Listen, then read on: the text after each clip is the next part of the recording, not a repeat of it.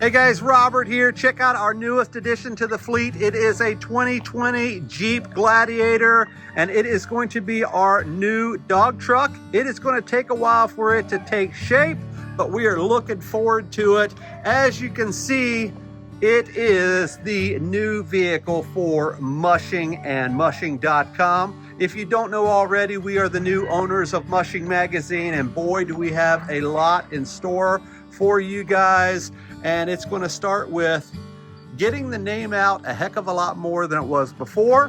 So we went out and made a purchase for this 2020 Gladiator. It was time.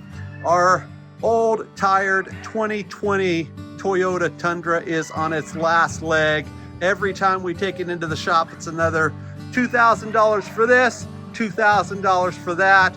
We just found out it's going to need $3,000 worth of axle work. So instead of investing in that, we invested in this, and I am looking forward to it. It's been a while since I have had a new 4x4, and I'm looking forward to this. I do own a 1990 Jeep Wrangler, so I am not only a Toyota guy, but also a Jeep guy as well. So let's talk a little bit about the mods for this bad boy. If you have seen our Tundra, you know that it is on a flatbed. So the first thing we're going to do, it is going to be in the spring, so it's going to be a while, is remove the bed from this Gladiator and put on a flatbed. And then we are going to build a brand new box, something very similar to what we have already. The 14-hole box is what we have on the Tundra. I do not think we can get that many boxes on this one, but we are going to take off the bed and build a box. A good friend of mine is going to be doing that. And interestingly enough, all of the specs on the Gladiator are just as good, if not better, than a 2020 Toyota Tacoma, which is something we have been looking at for the last couple of years. Has a little bit more of a payload capacity, has more towing, it has a bigger engine, and is just going to be an all-around good truck for us to drive. And boy, does it not look flashy, even though as it sits right now. So the first mod will be the bed removal, the building of the flatbed, and the new box. Then we're going to replace the stock bumper with a steel bumper, very similar to what we have on our Tundra, with the flip out tie outs on both sides there. So we'll build a new bumper and new tie out system on there. And on the front, we will definitely be upgrading the front grille. We will install a steel bumper winch system also with the tie outs, and we'll put a light bar there. It will also have those same flip out tie out system that we have on our Tundra.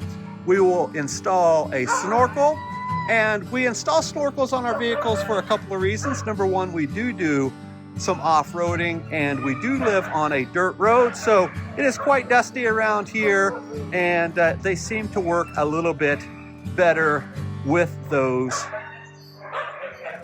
snorkels.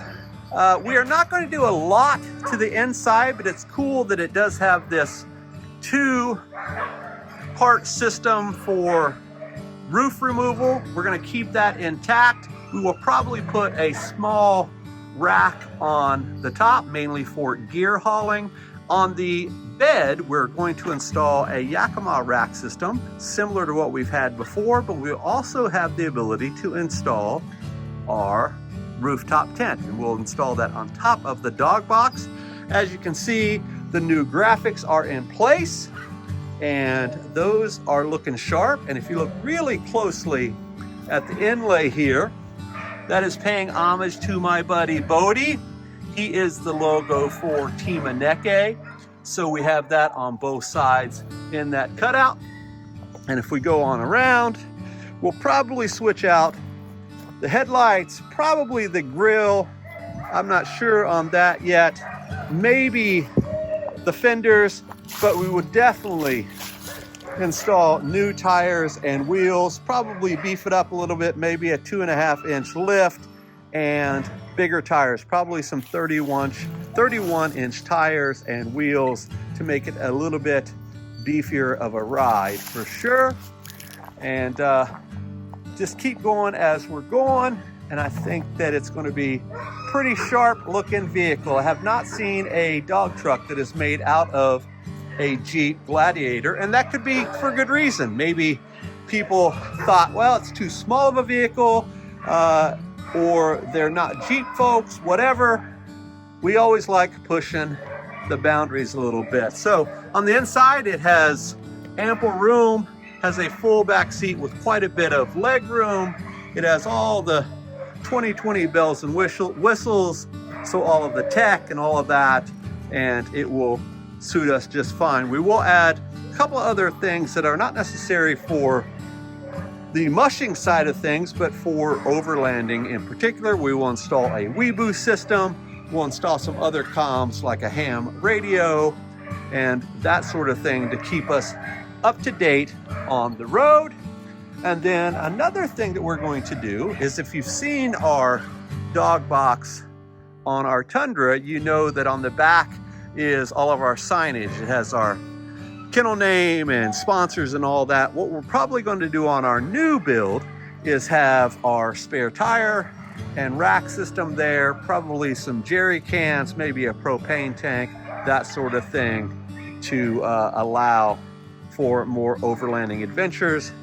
And we will keep the hitch on the back side, but we will also install a hitch on the front side. And we do that for a couple of different reasons, mainly for dry land. We have a Yakima bike rack that we haul our fat tire bikes when we dry land race, and those typically will go on the front.